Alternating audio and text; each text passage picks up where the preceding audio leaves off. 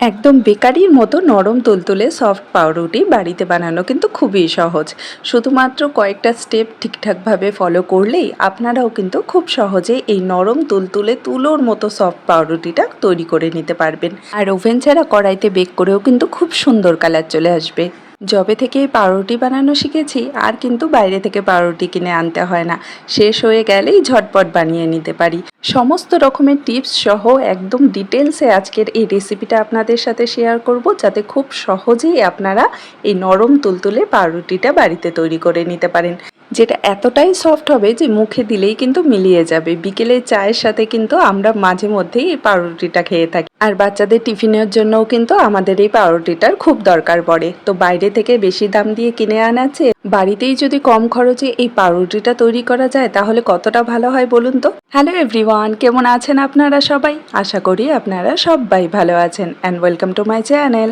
তো আজকের এই রেসিপিটা যদি আপনাদের ভালো লেগে থাকে অবশ্যই লাইক আর শেয়ার করবেন, আর আমার চ্যানেলে যদি নতুন এসে থাকেন চ্যানেলটাকে সাবস্ক্রাইব করে পাশের বেল আইকনটি প্রেস করে দেবেন আমার ভিডিও নোটিফিকেশন সবার আগে পাওয়ার জন্য। তাহলে চলুন শুরু করি আজকের রেসিপি।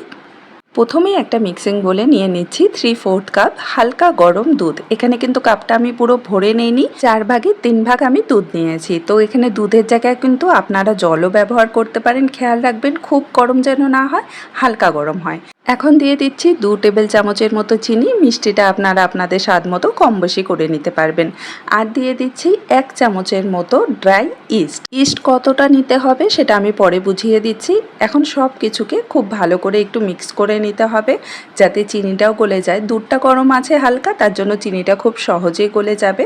তো কিছুক্ষণের জন্য এটাকে ভালো করে মিক্স করে নেব। তো এই যে দেখুন এখানে কিন্তু মেশানো হয়ে গেছে আর চিনিটাও গলে গেছে।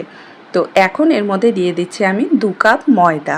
তো যে কাপে মেপে আমি দুধটা নিয়েছি সেই কাপে মেপে এখানে 2 কাপ ময়দা নিয়েছি, আর এটা অল্প অল্প করে অ্যাড করে মিশিয়ে নেব।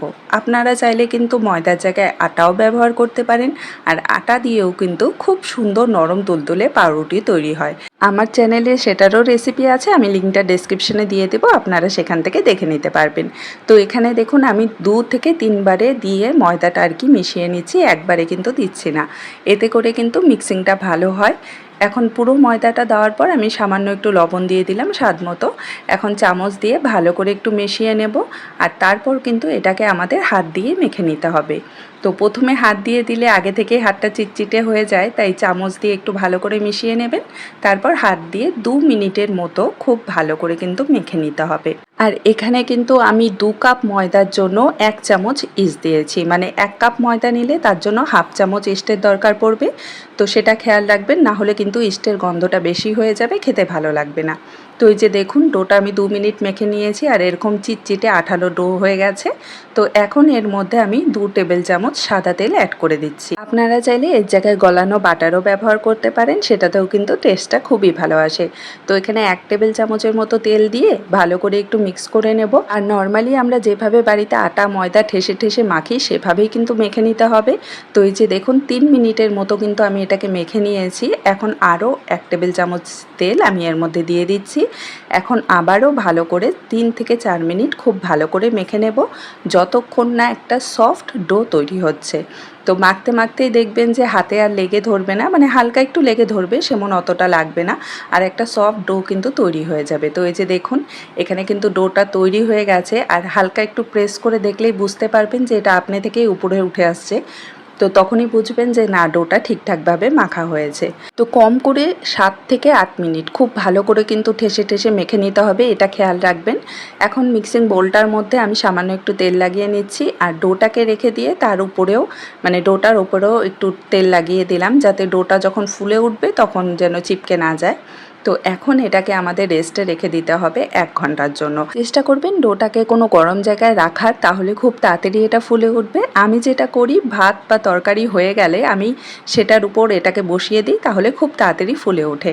তো এখানে দেখুন 1 ঘন্টা পর আমি ঢাকনাটা তুলে নিচ্ছি, আর ডোটা কিন্তু দেখেই বুঝতে পারছেন যে ফুলের ডাবল হয়ে গেছে। তো এখন হাত দিয়ে হাওয়াটা, ভেতরের হাওয়াটা বের করে নিচ্ছি, আর সাইড থেকে এভাবে ছাড়িয়ে নিচ্ছি। আর এটাকে কিন্তু এখন বেশি মাখা যাবে না। তো এখানে আমি সামান্য একটু ময়দা একটা চাকির উপর দিয়ে ডোটাকে এর মধ্যে নামিয়ে নেব, আর এটাকে জাস্ট একটু ফোল্ড করে নেব। ভালো করে কিন্তু আর ঠেসে ঠেসে মাখার দরকার নেই, জাস্ট একটু ফোল্ড করে নেবেন এভাবে। আর এই সময় কিন্তু কোনো রকমভাবেই তেল অ্যাড করবেন না।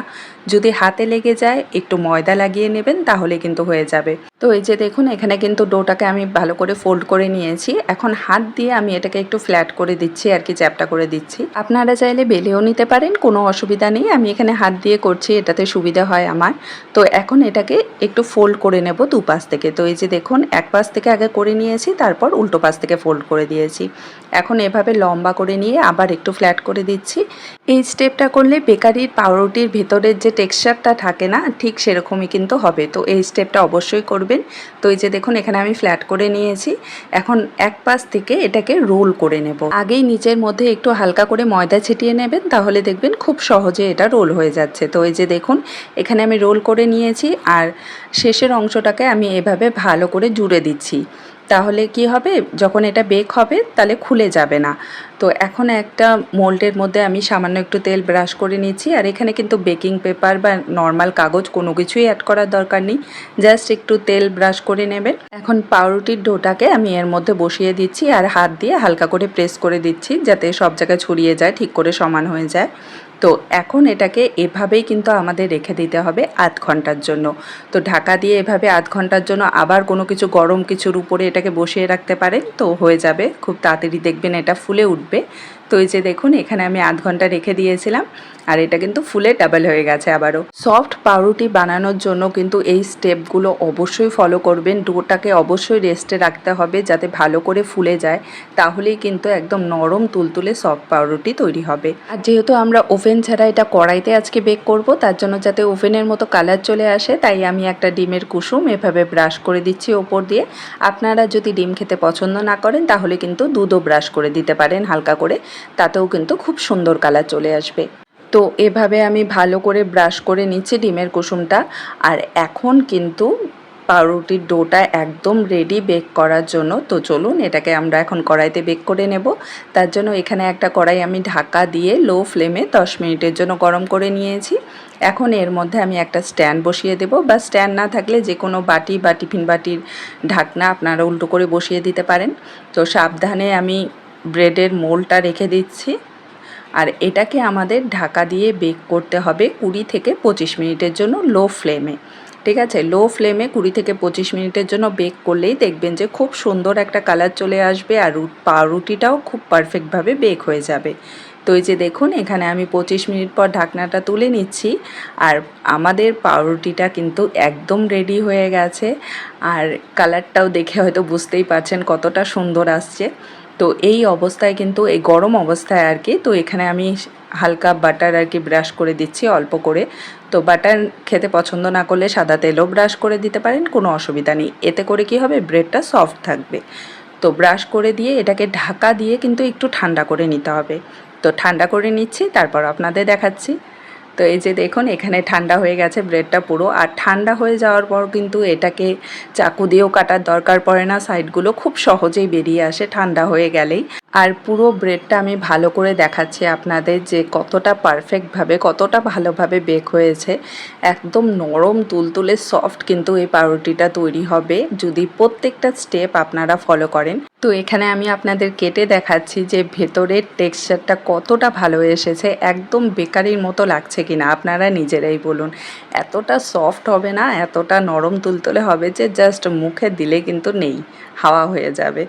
তো এইভাবে যদি আপনারা প্রত্যেকটা স্টেপ ফলো করেন, তাহলে কিন্তু আপনারাও একদম পারফেক্ট পাউরুটি, একদম মানে সুপার সফট যেটাকে বলে, সেই পাউরুটি তৈরি করে নিতে পারবেন খুব সহজে। কোনো রকম ঝামেলা হবে না, কোনো রকম সমস্যা হবে না যদি এই রেসিপিটা আপনারা ফলো করেন। একদম বেকারির মতো কিন্তু পাউরুটি তৈরি হয়ে যাবে। আর এই বাড়িতে তৈরি করা পাউরুটির স্বাদ কিন্তু বেকারি থেকে কিনে আনা পাউরুটির থেকে অনেক বেশি। তো আজকের এই রেসিপিটা যদি আপনাদের ভালো লেগে থাকে, আমাকে কমেন্টে কিন্তু অবশ্যই জানাবেন। দেখা হবে আপনাদের সাথে আরেকটি নতুন রেসিপি নিয়ে। ভালো থাকবেন, সুস্থ থাকবেন। Bye bye.